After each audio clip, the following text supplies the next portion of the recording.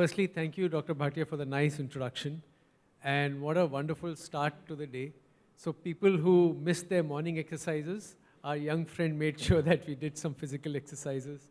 And very nice video and nice national anthem. So Josh, so I think Dr. Bhatia is ticking all the boxes. So what I had in my presentation, I think we are already going to, it's already covered. But one of the things I wanted to talk about, so I have been in healthcare for now 30 plus years. So, and managing this hospital now for more than 9 years. So I've seen healthcare from close. I've seen patients, I've seen people, and I've also seen how things are changing. And the discussion point today, as we discussed with Dr. Bhatia, is that everyone talks about the physical side of health, the what we know about, that you are healthy. So healthy means you don't have fever, you don't have disease, and so on and on. But today we want to talk a little bit about the mind aspect of well-being. And I know all of you are aware of it. Many of you already practice it.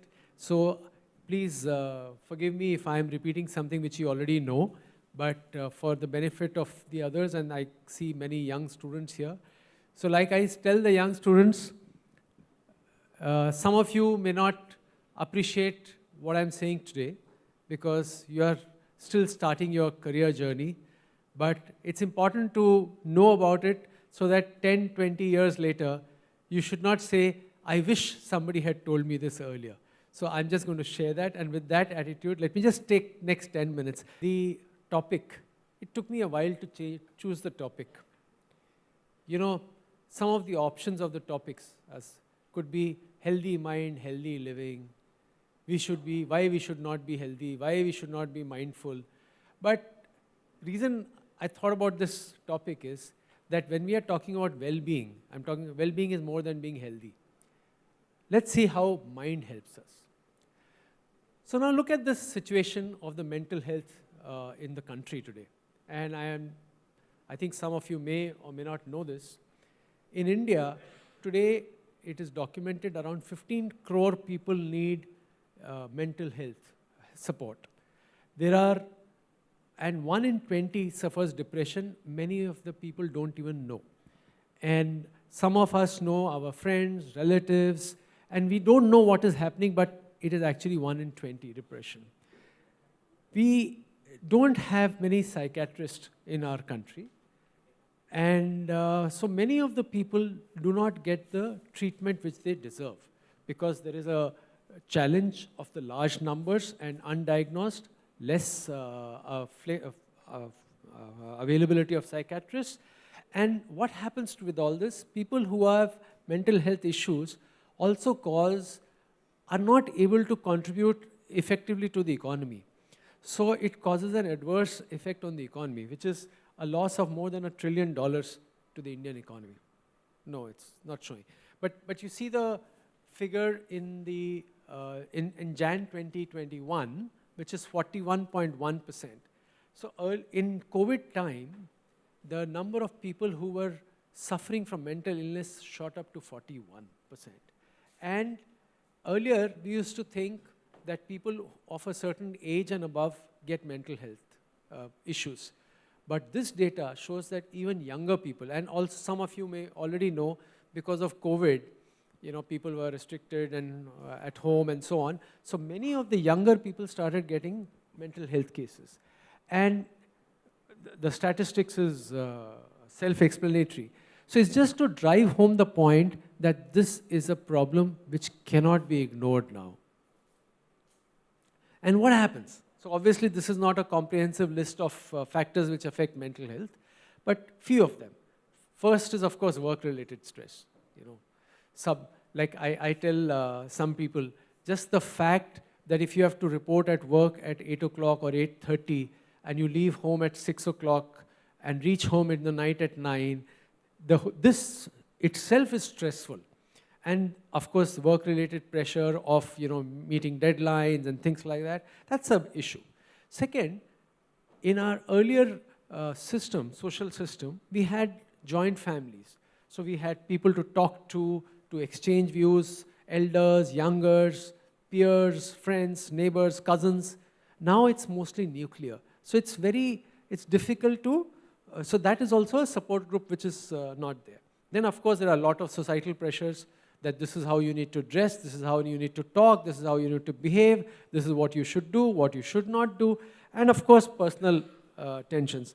And then our wonderful lifestyle, which we say that, we start the party in the night at 10 o'clock. So if you start the party at 10 o'clock, your body after a while will give up. And physically or not, mentally you will be affected because of lack of sleep and things like that. And the last thing is you're not aware. People don't know what are the symptoms and is this a real issue. So this is the documented fact in research across the world. Modern medicine research. And you can see some examples of research papers on how mental health affects your physical health. So you can see that, stress is the cause here, stress on pregnancy, asthma. So almost a third, 37.6% of people who have mental problems also have physical problems. So it is that if you need to take care of your well-being, you also need to take care of your mental health. And it is documented data worldwide. So it's not something which, you think people just talk about it. So what are the keys to mental health?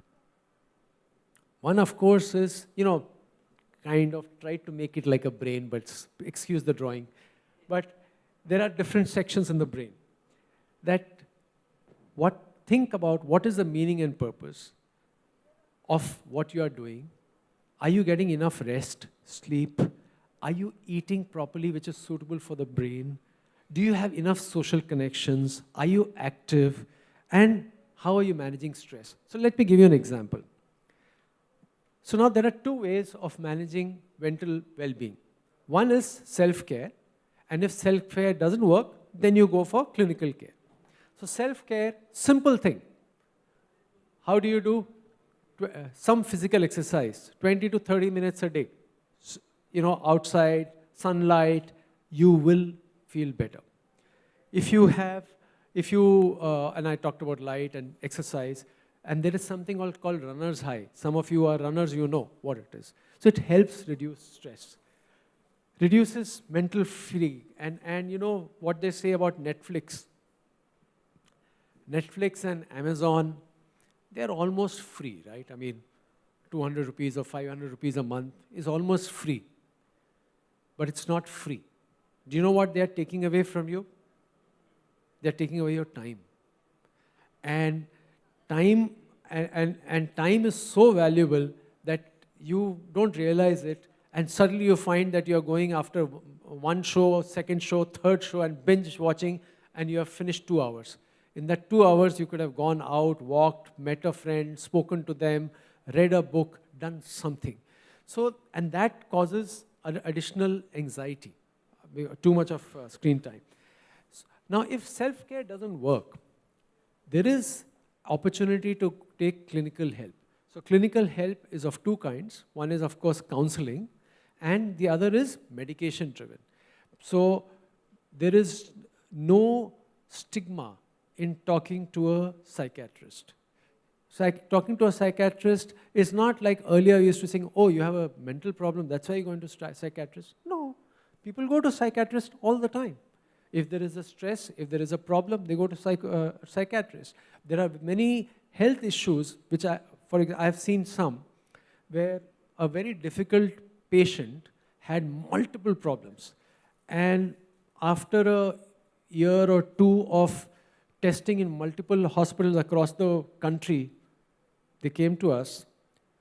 6 or 7 top consultants saw nothing wrong. Nothing wrong. But it is wrong. You know that the patient has all these problems, and then found out it was all psychosomatic. A psychiatrist was needed, and that is how the treatment has started.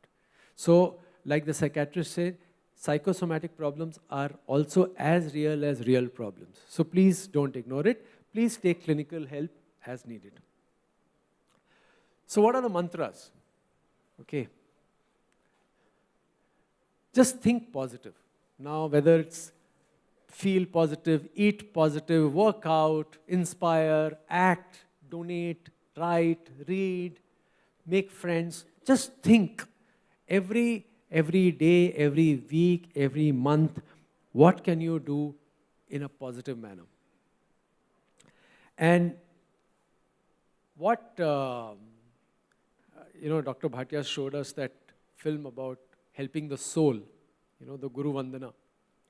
So you try and combine the balance. So like WHO says, what is health? Health is not merely the absence of disease, but it is actually positive physical, mental, social, spiritual health. So all these you need to combine, and that is real well-being. So that means you combine your physical health through nourishment, rest, movement, etc., etc. You take care of your mind through the thoughts, beliefs, perceptions, and whatever I have talked about. Think about your soul, think about wisdom, purpose, and other things. If you are able to do that, in Sanskrit, and I'm not so sure whether I can say it properly, but it is prasannatmane nindriyam. Means if you are happy, all your body organs are also happy.